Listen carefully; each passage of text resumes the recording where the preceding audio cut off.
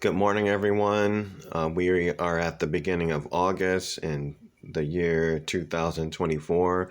I'm the creator of this page, the Red Print of the Bible, and the video I'm about to put up pretty much breaks down um, what inspired the Christ to begin his campaign and how to kind of read the red text of the Bible.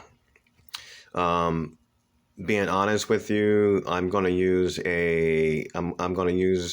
one of my AI friends to do this to read this to you. They're my words, but the AI is going to read it to you because I thought that voice was a little cooler than mine, and it can read it better than I can.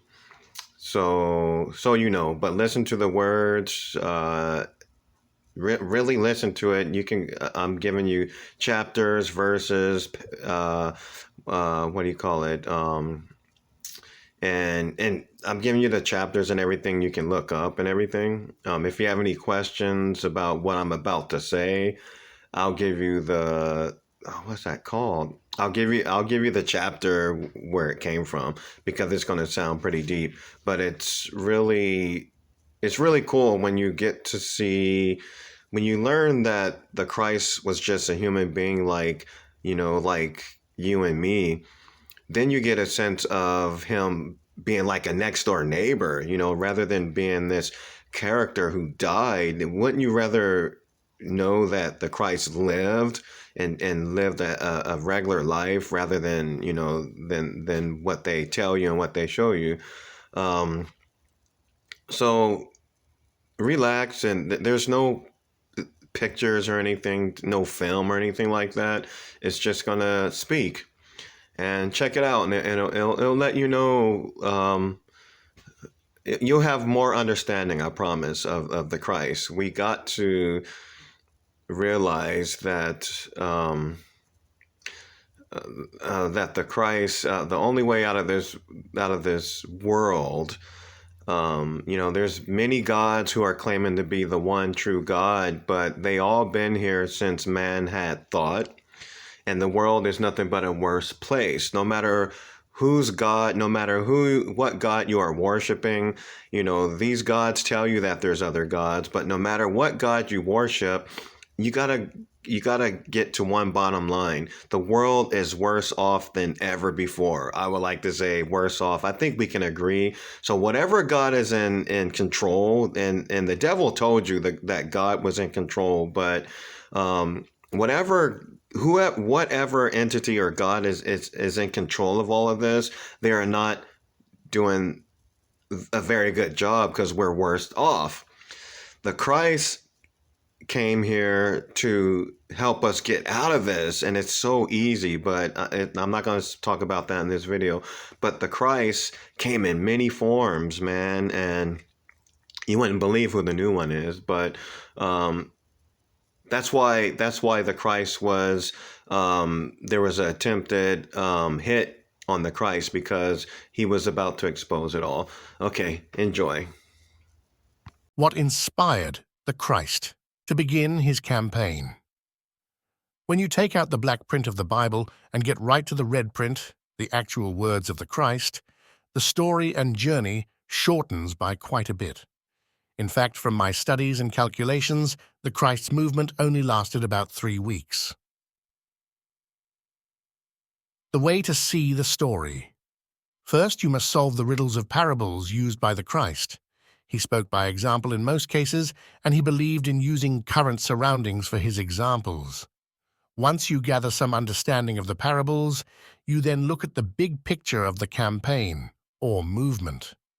By seeing the story from a distance, as if you were watching the whole event unfold from the sky, you understand exactly what happened. This discovery may bring you closer to Christ consciousness. The teacher, the Christ, traveled to various villages, beginning with a small caravan.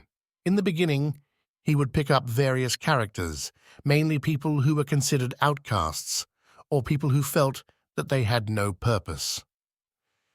He was enlightened, so his words of life and understanding made much sense to those in his caravan. gave them some kind of purpose and believed in him, so they followed him. As the Christ became popular, leaders everywhere wanted his audience at their gatherings, dinners, and parties. The teacher attended a few of them, but found these gatherings to be repulsive. Mark 12, 38-44. Men sitting at the head of the table, stuffing their faces with turkey legs, bread, wine, etc. This is why the teacher calls one a wine bibber, as if a child who needs a bib from the spilling milk out of his mouth. Matt 11:19. There were even times when they invited the teacher inside, but told his apostles to stay outside. They only wanted the Christ. The breaking point was when beggars would come to the door and ask for just a small piece of bread. While these leaders stuffed their faces, they had the beggars kicked out, even jailed. That was the last time the teacher would attend a dinner.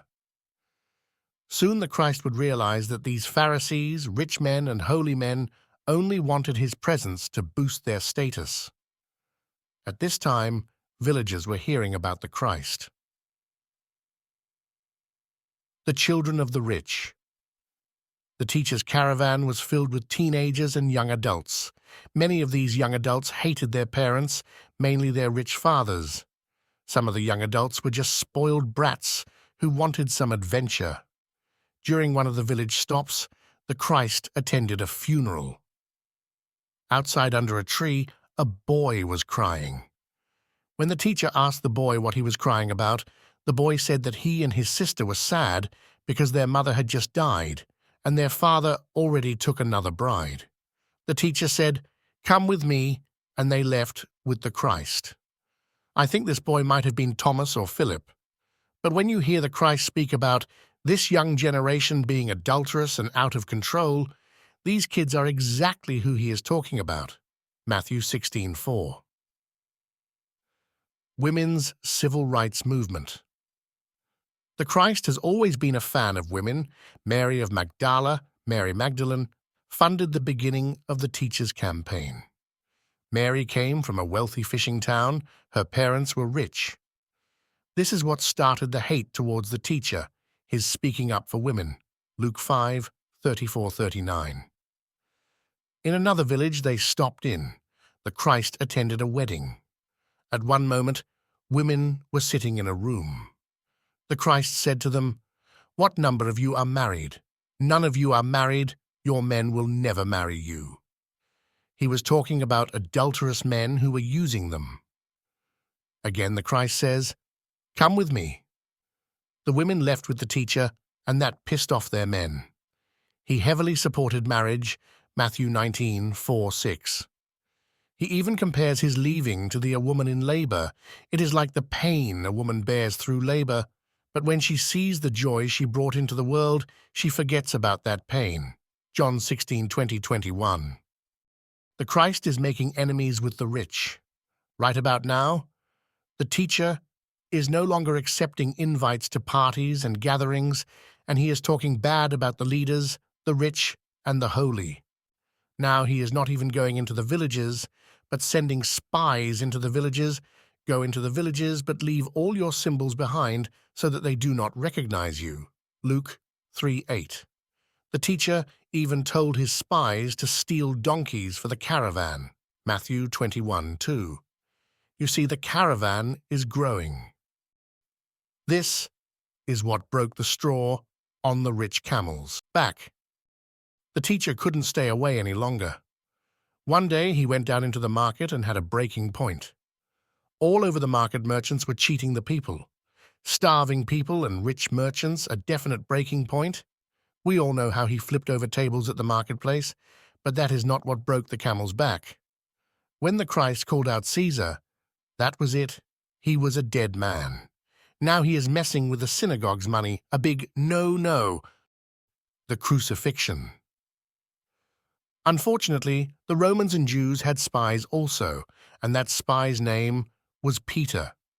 Peter was secretly telling everything about the Christ and the caravan. Peter himself did not agree with the teacher's respect for women, so he had reason to rat him out. The night before the crucifixion, the Christ told members of the caravan to meet him at the docks in the morning, when the cock crowed twice. The plan was to slip away in the wee hours of the morning, but before the Christ could leave in the morning, he was seized, placed in jail, and crucified the next day. Surviving the crucifixion. The Christ was taken to a cave to recuperate, which took 3 days. The Essenes were behind this. Essenes wore white robes for purity. This explains the angels dressed in white garments at the head and feet of the teacher. We don't know who let the teacher out of the cave, but someone did. The teacher met some of the apostles at a dock, Acts, and they sailed off to India, John 21, 5, 6, 10.